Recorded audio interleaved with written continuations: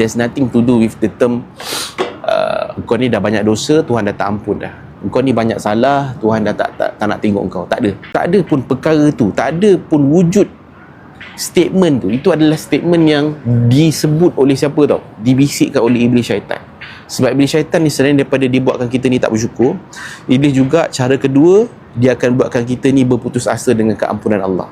Dia buatkan kita rasa macam Allah ni dah tak ampun aku dah ni, Allah ni dah tak nak aku dah ni, Allah ni dah tak suka kat aku dah ni. Jadi hati-hati, sebab ini semua adalah cara bagaimana iblis nak buatkan kita makin jauh dengan Allah.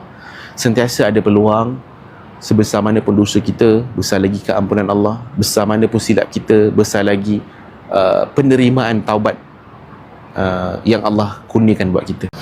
Ustaz, kalau kita berdoa tapi tak spesifik, tapi mohon Allah berikan yang terbaik saja, boleh ke?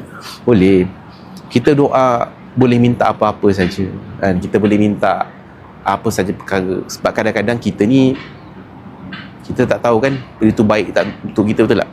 Contohnya kita minta, ya Allah kurniakanlah aku pekerjaan sekian. Tapi kita tak tahu yang betul ke yang tu baik untuk aku, kan?